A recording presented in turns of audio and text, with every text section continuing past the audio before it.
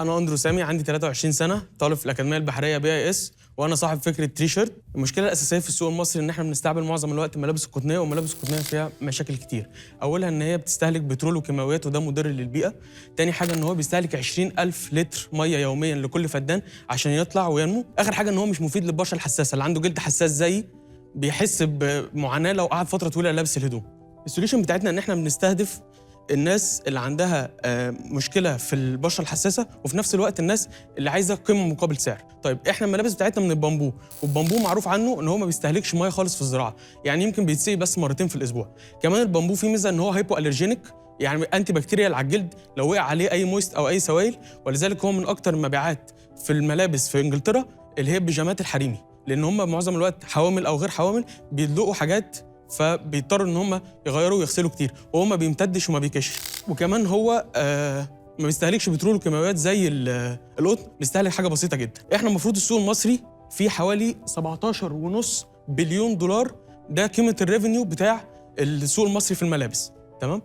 المفروض احنا مقسمين الماركت سيجمنتس 3 اجزاء: 75% الناس اللي عندهم بشره حساسه، 20% الناس اللي عندهم وعي بقيمه مقابل سعر ان هو هيرجع الحاجه لو حصل لها اي تلف بعد سنين واحنا نديله قصادها فاوتشر، و5% الناس اللي عندها وعي بالبيئه.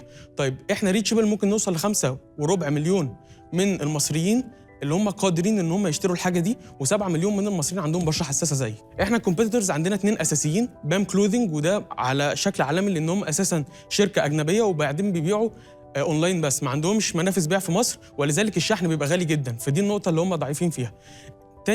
تاني كومبيتيتور هو كوتن بول. كوتن بول عندهم منافذ بيع في مصر بس مش مركزين خالص على ملابس البامبو، وما عندهمش فرايتي وما عندهمش اي ماركتنج للبامبو كلوذنج عندهم. طيب احنا المفروض هنبدا هنبيع على السوشيال ميديا والويب سايتس، وهنبدا ننزل كامبينز ونبدا نوزع للمحلات. احنا اصلا اتكلمنا مع محل لوكال براند عنده 46 فرع، المفروض اتفقنا معاه ان احنا هنبدا نبيع له وهو يوزع للمحلات لغايه لما نقدر نشتري فيزيكال ستور. الريفنيو ستريمز طبعا زي ما قلنا اونلاين سيلز واوفلاين سيلز، والحاجات اللي بترجع لنا بنعملها ريسايكلينج بنبيعها تاني، فدي تعتبر برضو سيلز من الحاجات الريسايكلد، بس تبقى ارخص من الحاجات اللي احنا ما عملناش ريسايكل قبل كده. طيب المفروض احنا عايزين نركز في الاول نبيع بيجامات، لان عالميا اكتر ملابس بامبو بتتباع هي في البيجامات. وتاني حاجه احنا هنبدا ناخد فيدباك وننزل كامبينز علشان نبدا ننزل بسبورتس وير. اخيرا احنا هنعمل ليميتد تايم كولكشن ديزاينز لملابس خروج عشان نعرف ايه اللي بيعجب الكاستمرز اكتر، ونبدا ننزل في السوق بملابس الخروج بعد سبورتس وير وبعد البيجامات. طيب احنا طالبين الفند مليون جنيه. المفروض ده احنا هنوصل لبريك ايفن بوينت ازاي؟ اللي بالاحمر ده اقل اكسبكتد سيلز هتتعمل في الشهر، واللي بالازرق ده موست اكسبكتد سيلز. التيم بتاعنا المفروض امير عبد المسيح ويوسف هاني ومصطفى حسن، هم معاهم البروتوتايبس بتاعتنا، وكمان امير ويوسف لابسين تيشيرتات من اللي احنا عاملينهم. طب قبلها اندرو، هو في سبب خلاك رحت للمشروع ده؟ هو المفروض انا كانت واحده صاحبه والدتي جدا من صغرها، كنا احنا بنزورها وفجاه جالها مرض صعب اللي هو قرح الفراش، وما كانتش بتعرف تنام وكانت بتتعذب جامد جدا، فكانت بتعمل لها التهابات زياده. هي ربنا يرحمها، بس هي كانت بتدور على حاجه زي كده، هي كانت بتدور على ملابس جديده، واحنا ما كناش لاقيين في السوق المصري اي ملابس مريحه للجلد. برافو يا اندرو.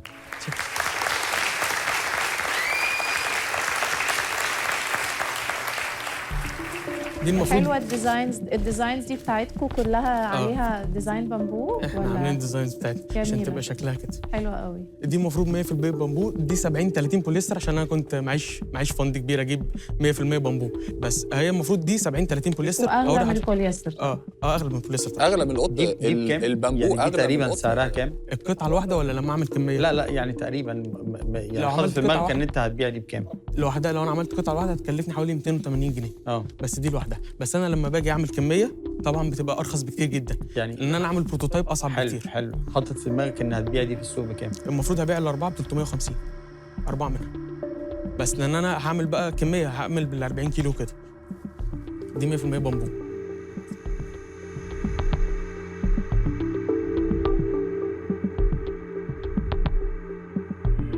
الغزل ده يتم صناعته في مصر يعني هو كله من اول البامبو، زراعه البامبو لغايه استخلاص في مصر. استخلاص بتاع كله ده بيتعمل في مصر. ايوه البامبو متاح في مصر كخامه؟ انا عارفه موجود. انه مش يعني موجود، مش احنا كمان موجود بنصدره. بكميات. يعني احنا لما رحنا جينا اتكلمنا مع الشركه قالوا لنا ان احنا اساسا بنشتغل بالدولار، لان احنا ما بنبيعش المصريين خالص، ده احنا بنصدره اصلا لبره. يعني ما حدش بيستخدمه هنا في مصر فانتوا اول. احنا اول ناس. فهمني بس ليه التيشيرت القطن ارخص من التيشيرت اللي مصنوع بالبامبو؟ لندرة بس المواد الخام.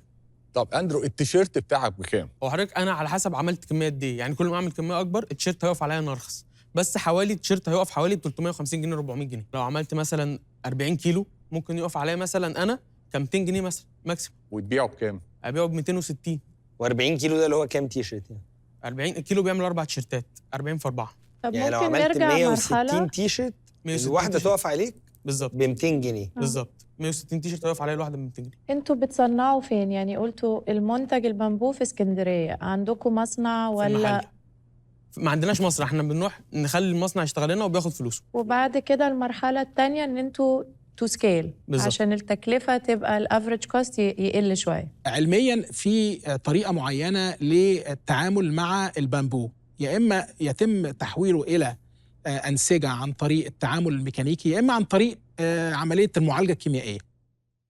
انت عندك فكره في مصر بيستخدموا انهي طريقه؟ بنستعملها في مكان مش معالجه كيميائيه. يعني ده يعني انت متاكد ان هم بيستخدموا أيوة أنا عملت المعالجه بروتوتايب. أيوة. الميكانيكيه؟ لان طبعا ده يفرق جدا جدا بيبقى في التعامل.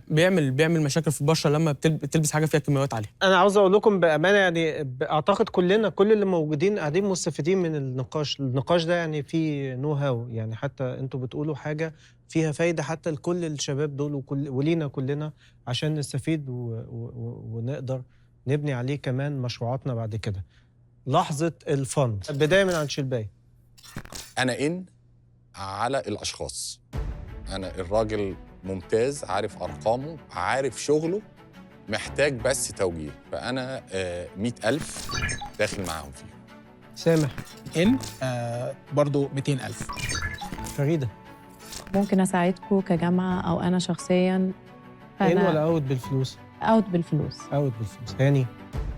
رقم واحد احنا بنسبورت الموديل ده نفسه، ان ازاي تتبني شراكه ما بين طلبه من جامعات مختلفه. كمان بنسبورت في المشروع ده ب 200,000. طارق. اندرو بتفكر انت في حاجه كده؟ نعمل ايه يا اندرو في الموضوع؟ انا تحت امرك. المشروع قوي والفكره مفيده ومهمه، بس شلبايه معاكم، هيبقى انا معاكم ب 200,000 جنيه. احنا كده 700,000 صح؟ مبروك يا اندرو، مبروك يا شباب.